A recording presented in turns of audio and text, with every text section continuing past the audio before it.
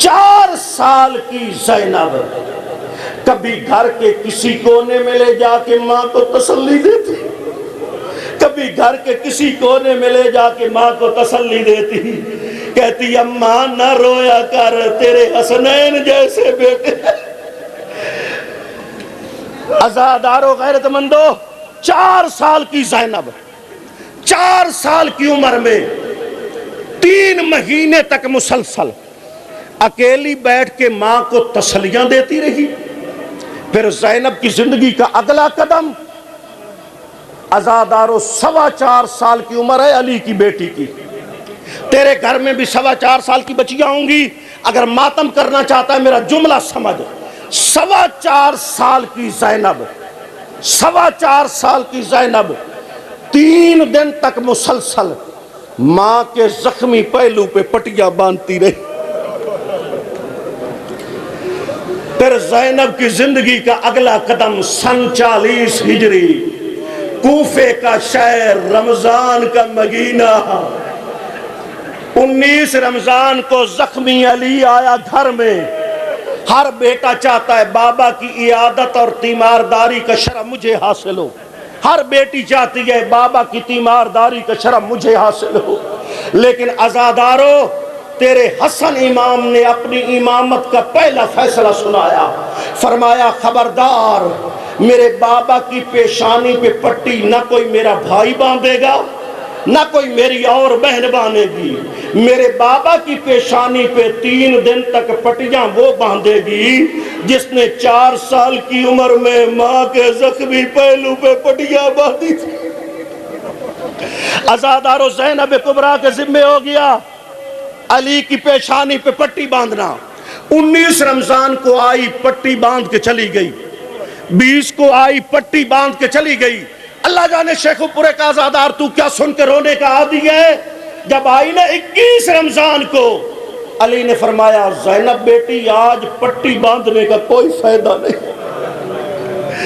جتنی دیر تو نے پٹی باندھنے پہ لگانی ہے اتنی دیر میرے سامنے بیٹھی رہ، میں جی بھر کے دیکھ لوں میری خدیجہ زانی تو کیسی لگتی ہے، اور میری خدیجہ ثانی تو کیسی لگتی ہے، علی تجھے جی بھر کے دیکھ لے۔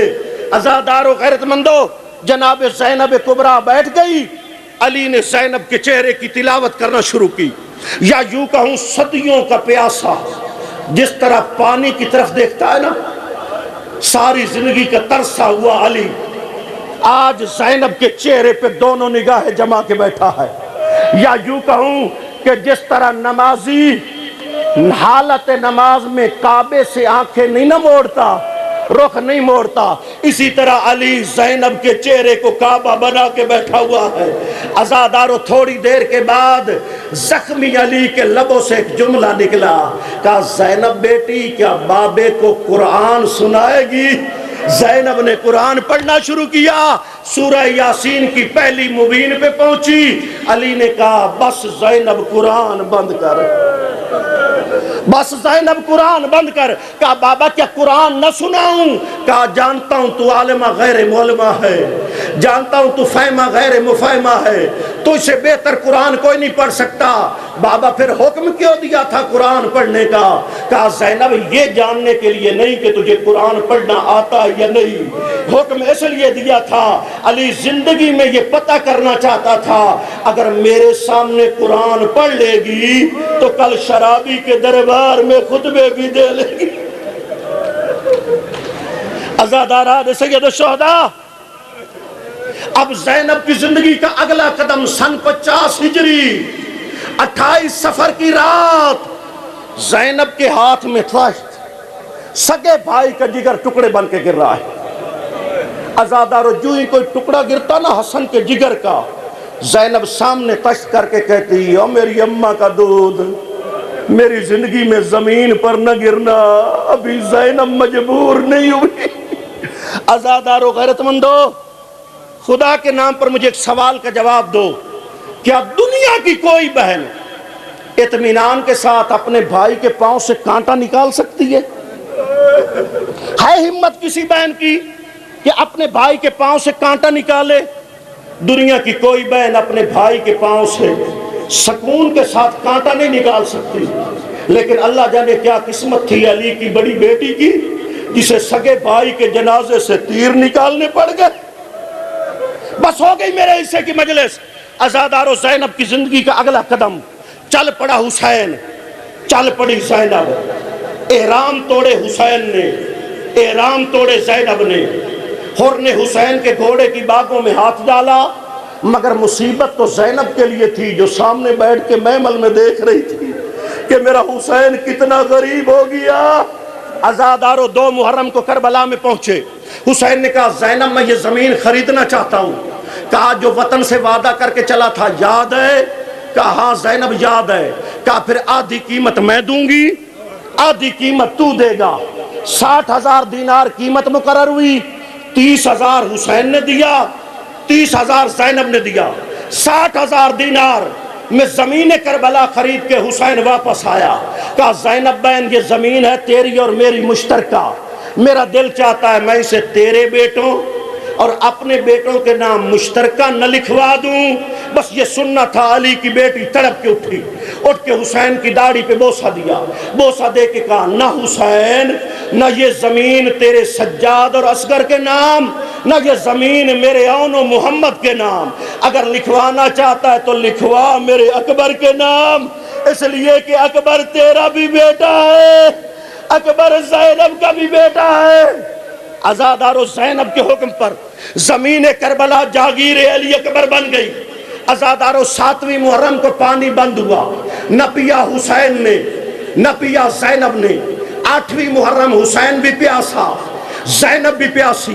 9ویں محرم حسین بھی پیاسا، زینب بھی پیاسی۔ پھر آ گئی شب عاشور۔ میں نے کہہ دیا تو نے سن لیا، لیکن خدا کی قسم شیخ پورے والوں کربلا کی 2 راتیں بڑی مشکل آئی ہے۔ ایک رات ہے شب عاشور، دوسری رات کا نام ہے شام غریبہ۔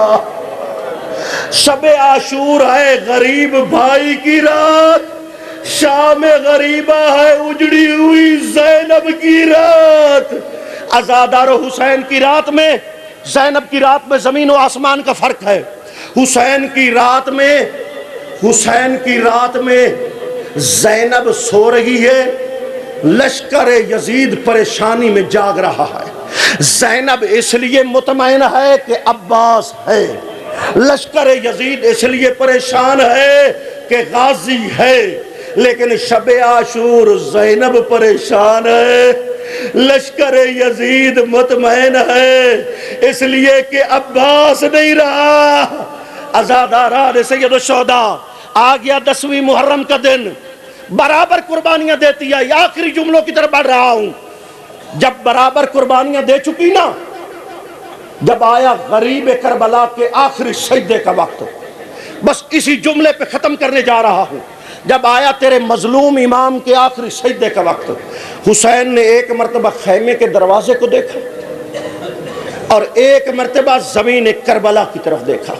کہا زمین کربلا وہ سامنے 70 قدم کے فاصلے پہ میری سگی بہن کھڑی دیکھ رہی ہے۔ زمین کربلا حسین پہ منت لگا ذرا اتنی جھک جا تاکہ زینب میرا آخری سجدہ نہ دیکھے۔ جب حسین نے کہا نا زمین جھک جا تاکہ زینب میرا آخری سجدہ نہ دیکھے، یوں ہی دروازے پہ کھڑی تھی علی کی علی بیٹی، وہیں سے آواز دی زمین کربلا ذرا بلند ہو، مجھے بھائی کا آخری سجدہ دیکھنے دے۔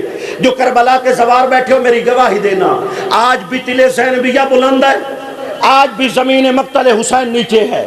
7 مرتبہ حسین کے کہنے پہ مقتل جھکی، 7 مرتبہ زینب کے کہنے پہ تلے زینبیہ بلند ہوا۔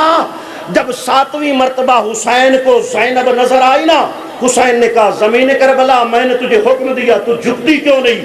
زمین کربلا سے آواز آئی تو بھی محمد کا نواسا ہے، وہ بھی محمد کی نواسی ہے، تو بھی زہرا کا بیٹا ہے، وہ بھی زہرا کی بیٹی ہے، تو کہتا ہے جھک جا، زینب کہتی ہے بلند ہو۔ اب تو امام بن کے حکم دے، تیرا حکم مانوں یا زینب کا حکم مانوں؟ عزادارو یہ سننا تھا۔ حسین نے کہا اچھا زمین کربلا پھر اس طرح ہو جا جس طرح زینب چاہتی ہے، اس لیے کہ زینب میری موسنا بہن ہے۔ عزادارو خدا کے نام پر مجھے ایک سوال کا جواب دو، سیدوں سے معافی مانگ کے، اپنی ماؤں بہنوں بیٹیوں سے معافی مانگ کے ایک جملہ کہنے لگا ہوں، خدا کے نام پر مجھے ایک سوال کا جواب دو۔ 70 قدم کے فاصلے پر سگا بھائی ہو رہا تھا ذبح، 70 قدم کے فاصلے پہ سگی بہن کھڑی دیکھ رہی تھی، انصاف سے بتاؤ شمر کا خنجر حسین کی گردن پہ چل رہا تھا یا زینب کے جگر پہ؟ عزادارو حقیقت میں زینب کا جگر کٹ رہا تھا، حقیقت میں زینب شہید ہو رہی تھی۔ اللہ لعنت اللہ علیہ قوم الظالمین۔ جزاکم اللہ، سبحان اللہ۔